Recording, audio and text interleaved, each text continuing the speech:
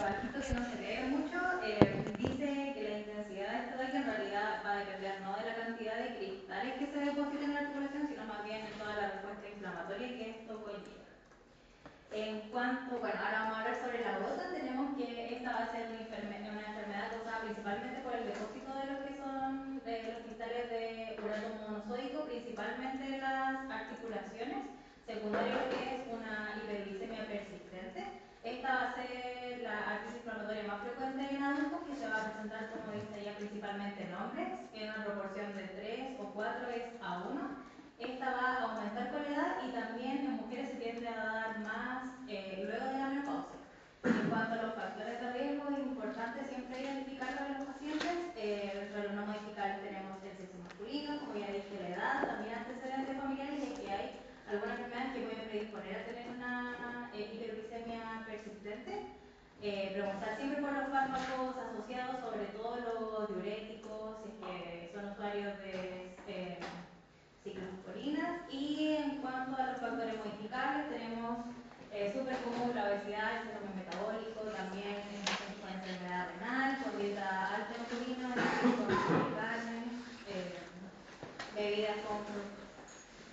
Oye, y es súper importante eso de la inflamatoria más frecuente. Lo que pasaba conmigo 2 semanas. ¿Vieron alguna gota? ¿Qué pasó conmigo 2 semanas? ¿Viste alguna gota? ¿No? Están todas en la atención primaria y por eso están un poquito estacionados, ¿ya? Porque en algún momento van a ver o en urgencia o en atención primaria o en el campus, ya si nosotros trabajar van a ver muchas gotas, porque no nos llegan, no alcanzan a llegar a una. Porque claro, es mucho más difícil manejar una crisis reumatoide que pero es más frecuente. ¿Ya? Así que para nosotros. Ya, en cuanto a la fisiopatología, como dije, secundario una hiperglicemia persistente, sobre todo sobre un nivel superior a 6,8 miligramos por decilitro. Esto va a favorecer que los cristales precipiten y se depositen en lo que son las articulaciones o alrededor de la articulación y va a producir todo la activación del inflamasoma y todo lo que conlleva el respuesta inflamatoria. En cuanto a la historia natural de la enfermedad, primero va a partir como, o puede partir como una hiperuricemia asintomática, especialmente el primer ataque de gota. Puede tener periodos intercríticos donde no ocurre nada, después puede empezar con crisis recurrentes y puede evolucionar hasta lo que es la gotatofasia crónica. Que es lo que nos decía la doctora también en los seminarios, examinar las orejas, que puede tener ahí lo que se dice son los tofos. En cuanto a las manifestaciones clínicas, entonces, principales, tenemos que se va a presentar como la inflamación de la articulación metatarsofalángea del primer ortejo, que es la podagra. Esta va a tener un inicio brusco y habitualmente nocturno. Leí que era porque en la noche tiende a bajar la temperatura, entonces tienden a precipitar más estos cristales. Se va a producir un dolor muy intenso, como ya dijimos, el eritema y el aumento de volumen, y ya podemos encontrar los tofos cuando esta enfermedad ya es más crónica. Entonces lo mismo, ¿cuándo sospecharlos? Cuando se presente como una monoartritis aguda, sobre todo dentro de las primeras 24 horas, cuando tenga dolor intenso, eritema, aumento de volumen, cuando se presente como una podagra. Si es que ya tenemos episodios también recurrentes de esto, podemos sospechar, esto ya puede ser una gota, cuando ya tenga presencia de tofos o si es que tiene antecedentes de hiperuricemia como tal, o también si es que tiene litiasis renal por ácido úrico. En cuanto al diagnóstico, el gold estándar va a ser la artrocentesis con el análisis del líquido sinovial. Y la imagen en realidad no se ve muy bien, pero tiene forma de agujas largas y esto también va a presentar una birefringencia negativa intensa. Esa es la forma de identificarlo. En cuanto al laboratorio, también se puede ver alterado, puede aumentar la PCR, la BCG, puede producir una leucocitosis y también, obviamente, una elevación de la uricemia. Pero esto no necesariamente se va a condecir con la gravedad de la enfermedad. En cuanto a las imágenes, tenemos que nos podrían apoyar en una radiografía, si bien se puede ver normal al principio, en sé si se observa muy bien ahí como estos socavados, o también se pueden llegar a ver la presencia de topos, y en la ecografía se puede ver como un signo de doble contorno, o también se pueden visualizar los topos. Y ahí, estos pacientes pueden tener incluso fiebre, ¿ya? Pueden llegar con heces y PCR súper alta. Por lo tanto, diferenciarla de una artritis séptica no es fácil, ¿ya? Sobre todo cuando es de rodilla, porque claro, si parte con la podagra, lo más probable es que sea podagra. Pero cuando es una rodilla, normalmente los traumatólogos los meten a pabellón, le hacen miles de cultivos, le hacen aseo, todo, porque tampoco se puede esperar tanto una artritis séptica, y después todos los cultivos salen negativos, ya, y después los traumatólogos se chutan, no les tomamos cristales, ya, y claro, era finalmente una artritis por cristales y se lo hubiese pasado un poco cortísimo, ya. Eso pasa, las mejores clínicas y hospitales, ya. Lo otro, claro, le puede dar leucocitosis también, leucocitosis, etcétera, PCR, fiebre y todo.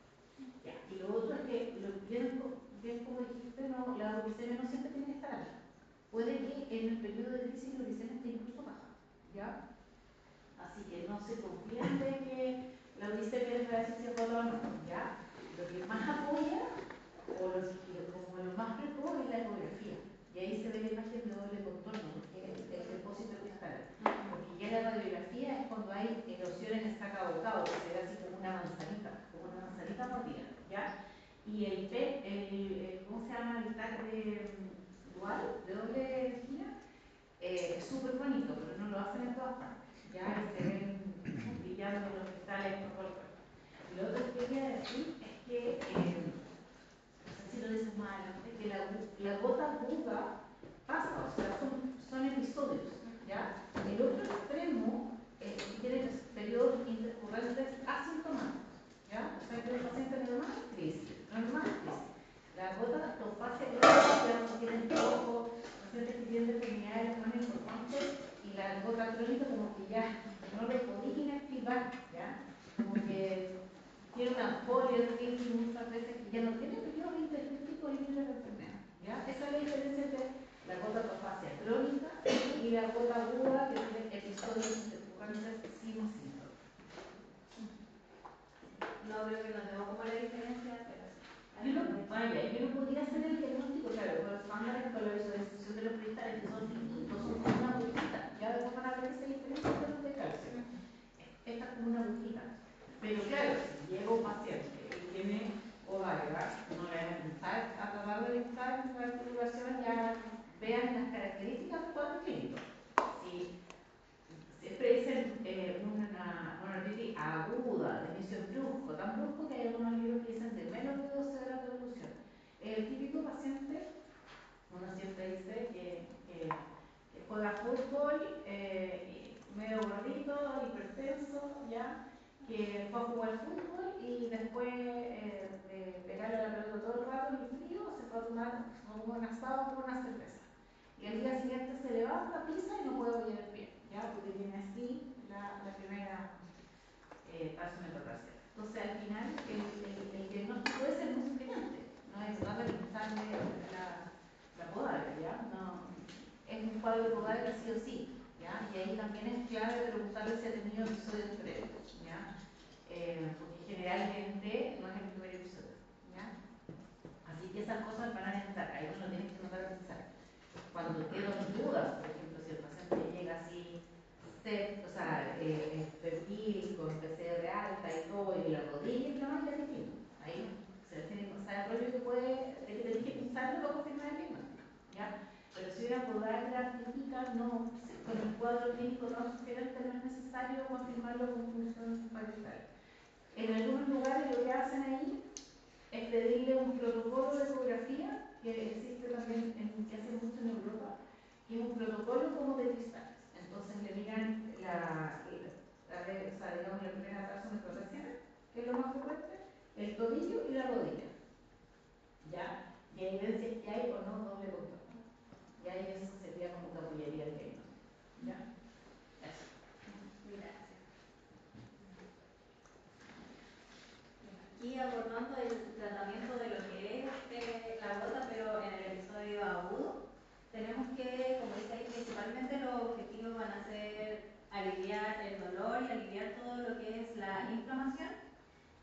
mientras más precoz se inicie, sobre todo dentro de las primeras 24 horas, mayor va a ser la eficacia. Y lo que también decía la doctora, si ya el paciente está tomando allopurinol, no hay que suspenderlo. ¿Sí? Si ya tiene tratamiento de gota, no hay que suspenderlo en crisis. Y igualmente no hay que comenzar el allopurinol en la crisis. ¿Sí? Respecto a lo general, siempre reposo relativo, se puede colocar agua de hidratación, hielo local. Y como primera línea tenemos los AINES. Ahí dije todas las alternativas que nosotros le podemos brindar al paciente de los AINES. En cuanto a segunda línea, ya si es que tiene contraindicación de AINES, podemos brindar al paciente la colchicina, que es más efectiva si es que se ocupa dentro de las primeras 36 horas. Ahí también dejé la dosis y esta se puede ocupar hasta que se da la crisis, o también hay que estar siempre atento de los efectos secundarios que pueden ser, como dice ahí, náuseas, vómitos o diarrea, y ahí ya se podría suspender ese fármaco. Como dosis máxima también tenemos 5 miligramos al día, y como tercera opción, ya si no se pueden ocupar ninguna de estas, serían los corticoides, que se pueden brindar ya sea vía oral, endovenosa o en la misma articulación. Típico eso pasa en los pacientes con enfermedad renal crónica o enfermedades hepáticas que uno les quiere dar AINES, pues tiene alternativa el corticoide. Ya, el corticoide no en dosis altas, ya no es necesario darle 60 miligramos. Uno le puede dar, no sé, 10, 20 miligramos por unos 3, 5 días y listo. Ahí puede estar una dosis bajita. Y alguien preferido, ¿cuánto pusiste? La colchicina, ¿no? ¿La qué? La colchicina. Ah, claro, sí, perdón. Ya, entonces, la colchicina es como lo que uno prefiere dejar más que el aire, ¿ya? Y dijiste que era un inicial. Sí, Ya. o sea, En general no puedes usar, antes se decía que tenías que usar hasta que te diera diarrea al paciente, ¿ya? O sea, use lo que más puede en el día. Ahora no, se sabe que uno usa dos, por función renal normal. Uno usa, no sé, uno, dos, hasta tres podría usar los primeros días, los primeros 3 días y ya después usar uno. Y ese se mantiene hasta que se le pasa la crisis. ¿Ya? Y después, cuando uno inicia, no sé si dice eso, cuando uno inicia el allopurinol, cuando ya se pasó la crisis, tú mantienes esa colchicina. sí, sí. Entonces, ya. Aquí tenemos lo que es el tratamiento preventivo, que como dice ahí, el objetivo es que no vuelvan las crisis y que esta no se transforme en una gota topacia. Como medidas generales, en el fondo disminuir el consumo de purinas en la dieta para tener control de patologías crónicas, como hipertensión, diabetes, que sientan recibe el paciente y predisponen en el fondo a tener esta enfermedad. También reducir la cantidad como fructosa, el consumo de carne, ¿sí? Y el medicamento de elección en este caso es el allopurinol, que como dice ahí, hay que iniciarlo en dosis bajas y hay que ir titulando progresivamente. Hay que corregirlo en caso de que uno tenga enfermedad renal crónica, y siempre hay que estar atento también a los efectos adversos, que como dice ahí son la necrolisis epidémica, agranulocytosis, hepatitis aromatosa o vasculitis. En el fondo este tratamiento va a estar indicado en personas que tengan más de 2 ataques, 2 o más ataques de gota al año, que tengan ya evidencia de daño radiológico, que tengan ITS por ácido úrico, y ahí tenemos también los rangos, que es conseguir una uricemia menor a 6 o menor a 5, ya sea que tenga una gota grave o que sea una gota topacia. Y no, pensé que lo tenía. Bueno, que sea la doctora que se podía menor a ocupar. 6, como yo bien. Sí. Así que eso es un tratamiento preventivo. Y ahí, en cuanto a algunas perlas clínicas y los errores, lo mismo. La presentación más frecuente va a ser la podagra, pero igual puede encontrarse en otras articulaciones. Siempre que tengamos duda hay que hacer la artrocentesis para diferenciarlo de lo que es la artritis séptica. La hiperuricemia elevada no se va a corregir necesariamente con la gravedad de la gota, y lo mismo que decía, una uricemia normal no va a descartar la gota.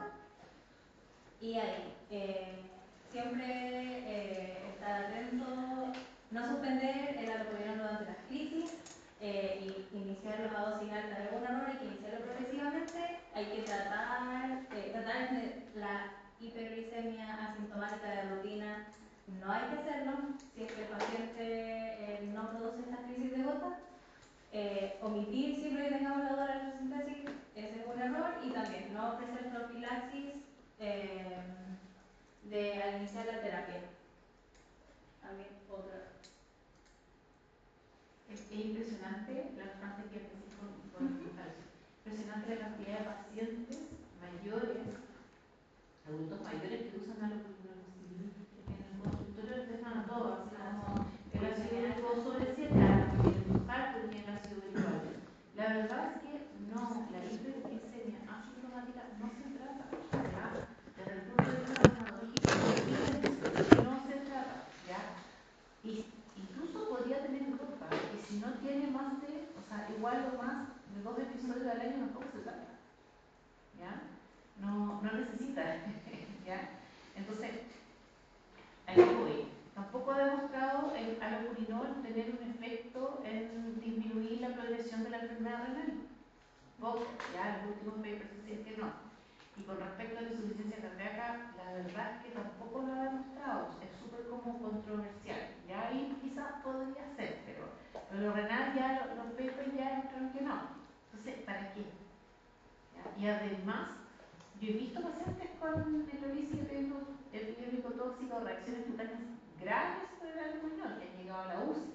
¿Ya? Entonces, ojo ahí, cuando trabajen, no dejen por cualquier cosa el alopurinol. ¿Ya? Ahora, lo que les estaba diciendo yo recién es que para poder indicar el alopurinol en el paciente, uno tiene que esperar a que se le pase la crisis.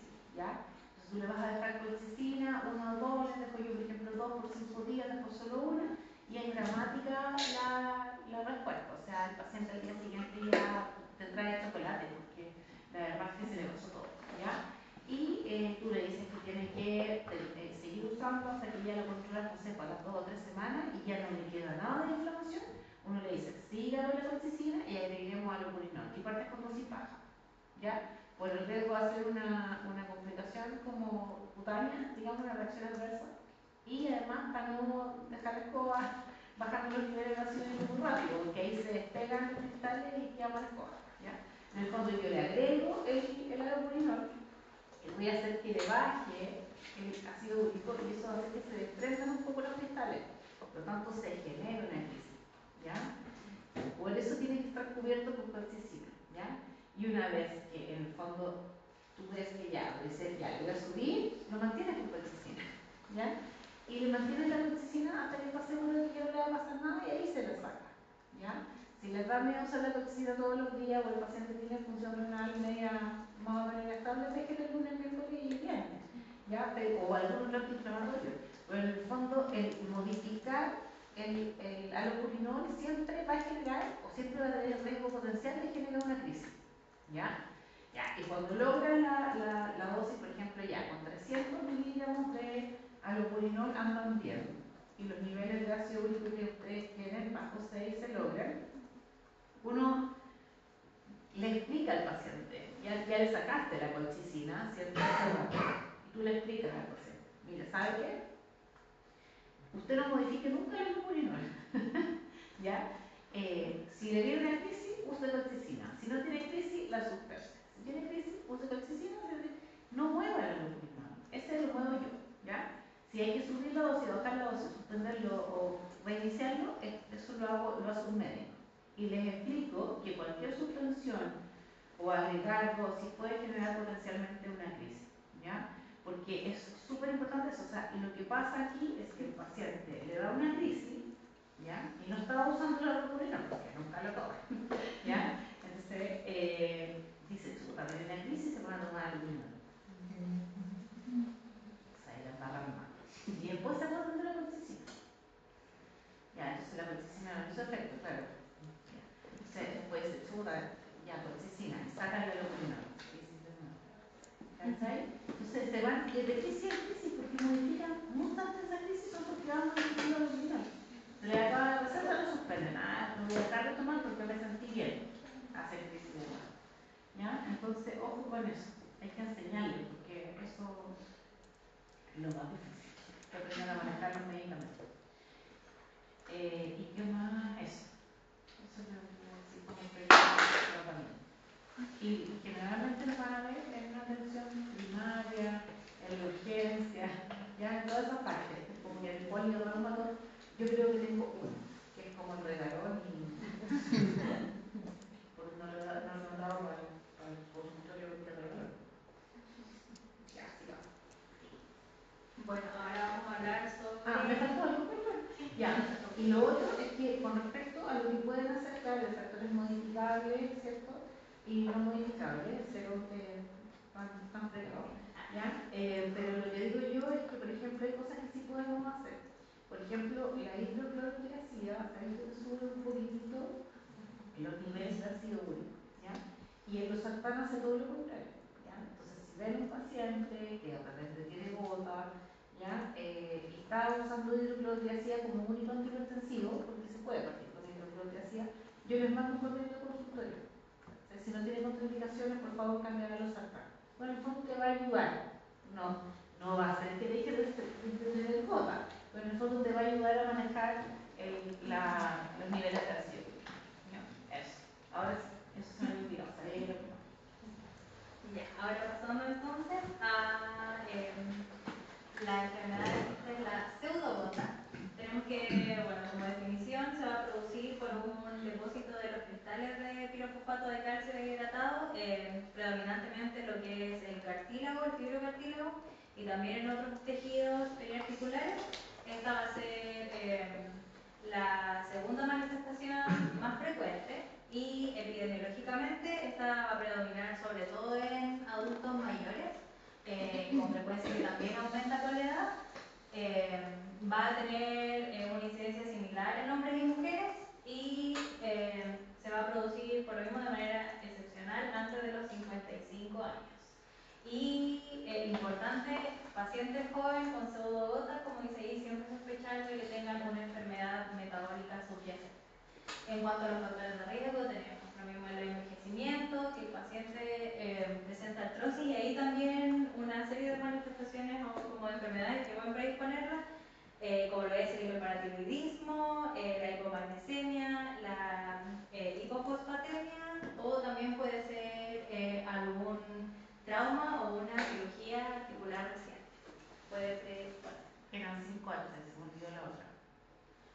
No sé, no me acuerdo. Sí. Pero ahí está, Hiperpara, sí, la hipomagnesemia, hipofosfatemia.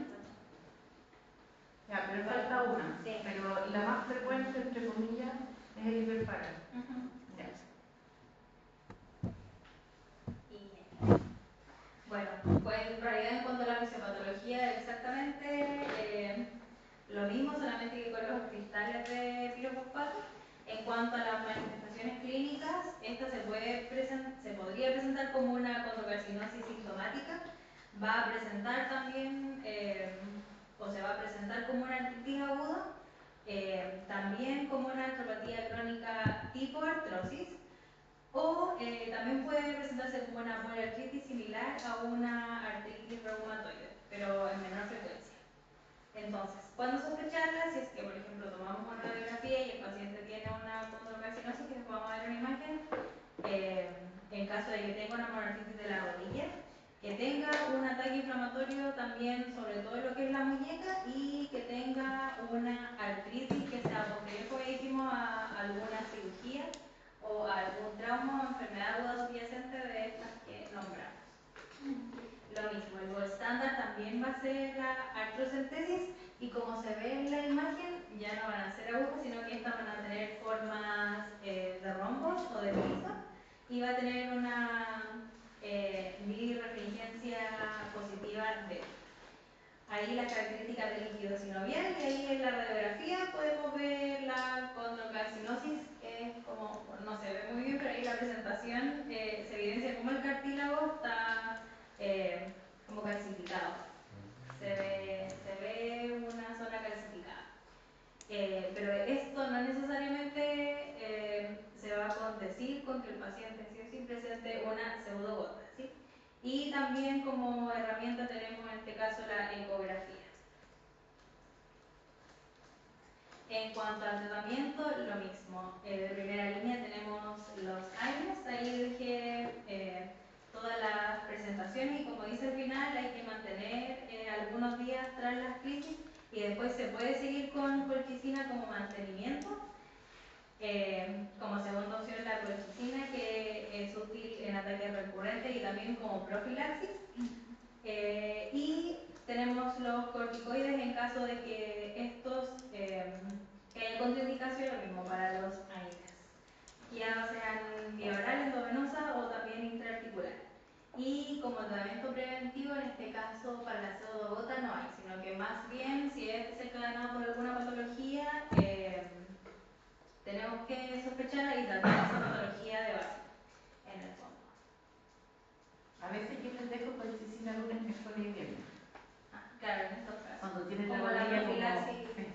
como muy inflamada, de repente les dejo colchicina lunes, miércoles y viernes como para evitar las crisis. Y a veces resulta, pero no es que tenga evidencia, ¿ya? Claro. Pero en el fondo como para mantenerlos con algo que no sea tan agresivo, ¿ya? Y la verdad es que sirve. Si no lo sirve, no lo saca, pero que va a dar respuesta. Y en cuanto a lo mismo de las perlas y los errores, en este caso la articulación más afectada va a ser la rodilla.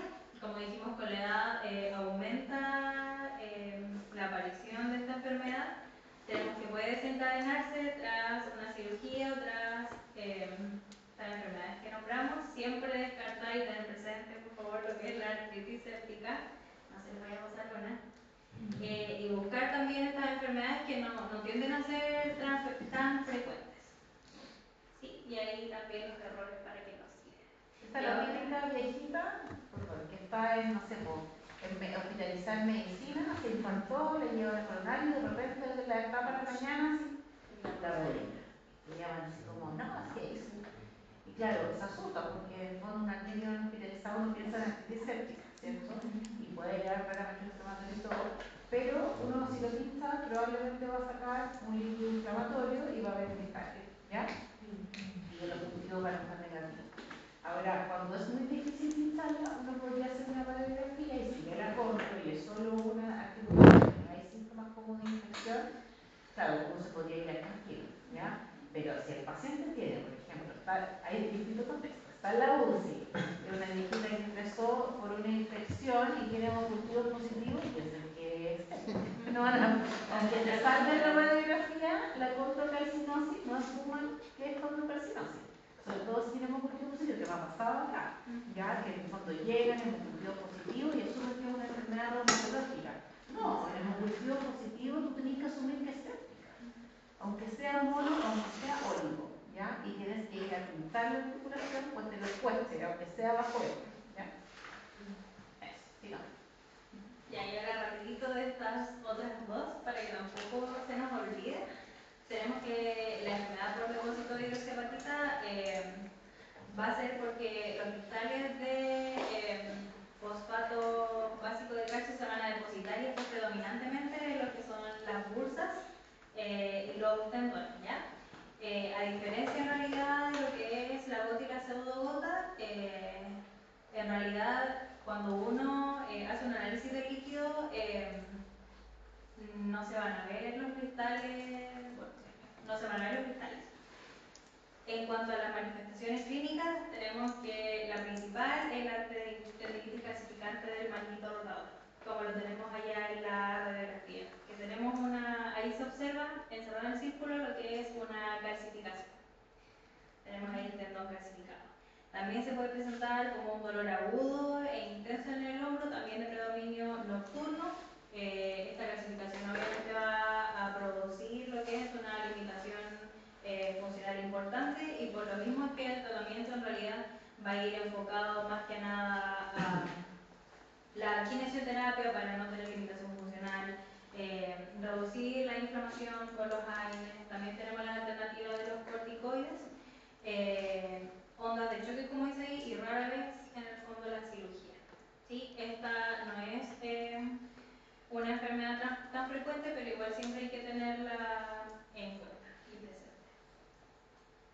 Y por último tenemos la artritis por oxalato de calcio, que esta va a ser una forma menos frecuente todavía.